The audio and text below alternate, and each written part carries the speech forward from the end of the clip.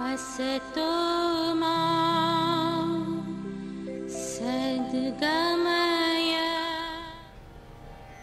आज के समाज में ये एक बड़ी विपत्तिग्रस्त स्थिति है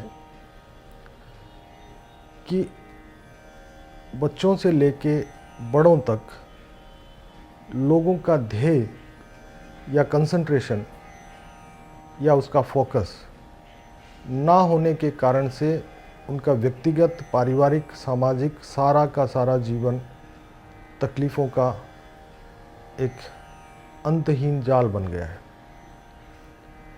पुराने उदाहरण एक मैं देना चाहूँगा। जब पांडव और कौरव शिक्षा ग्रहण कर रहे थे तो द्रोणाचार्य ने एक पेड़ पर एक पक्षी बना के रखा और सबसे पूछा कि आपको वो वेद करना है, आपको क्या क्या दिख रहा है। तो सभी ने बोला कि हमें पेड़ भी दिख रहा है, पक्षी भी दिख रहा है। अर्जुन को पूछा गया कि आपको इसकी आँख पे निशाना मारना है, आपको क्या क्या दिख रहा है। तो कंसंट्रेशन करने के बाद में अर्जुन ने बोला कि मुझे सिर्फ और सिर्फ उसकी आँख दिख रही है। और द्रोणाचार्य ने बोला निशाना लगा, और निशाना ठीक था। तो हम सब लोगों के जीवन में मुख्य समस्या ये है कि हमें पहले तो ये पता नहीं है कि हमें चाहिए क्या। सबसे पहले हमें ये देखना पड़ेगा कि वाकई हमें क्या चाहिए। उसके बाद हमें देखना पड़ेगा कि क्या हम उसके योग्य हैं, और अगर योग्य नहीं है तो क्या हम उस योग्यता को प्राप्त कर सकते हैं, क्या हमारे पास वो साधन, वो बुद्धि है।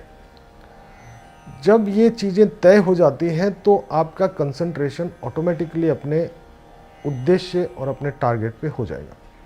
उदाहरण के तौर पर अर्जुन ने धनुर्विद्या सीखी थी, उसको निशाना लगाना आता था, और निशाना लगाने के लिए मुख्य बिंदु पर केंद्रित होना आवश्यक है, ये वो जानता था, और उसने निशाना ठीक लगाया। इसी तरह से अगर हम ये देखें कि एक व्यक्ति को ये लगे कि मुझे इंजीनियर बनना है, या डॉक्टर बनना है, या राजनेता बनना है, या अभिनेता बनना है, तो सबसे पहले उसको अपना ध्येय निश्चित करना पड़ेगा। उसके बाद उसको अपनी पोटेंशियल पे देखना पड़ेगा कि ये मेरे में पोटेंशियल है या नहीं है, और अगर नहीं है तो उसको कैसे उपार्जित करें।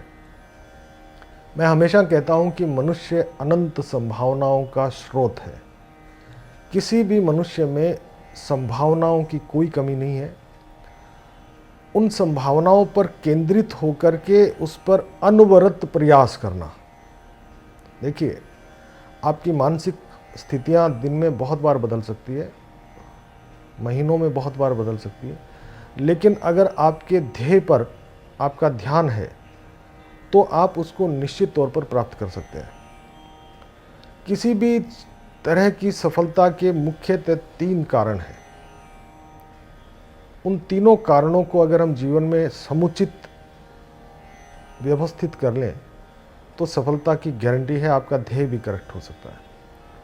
सबसे पहले जिस विषय पर या जिस दिशा में आप जाना चाहते हैं उस पर विचार करिए कि क्या आपको वो काम आता है। नहीं आता है तो उससे सीखिए, क्योंकि सीखा जा सकता है, ऐसा कोई काम नहीं है जो ना सीख सके।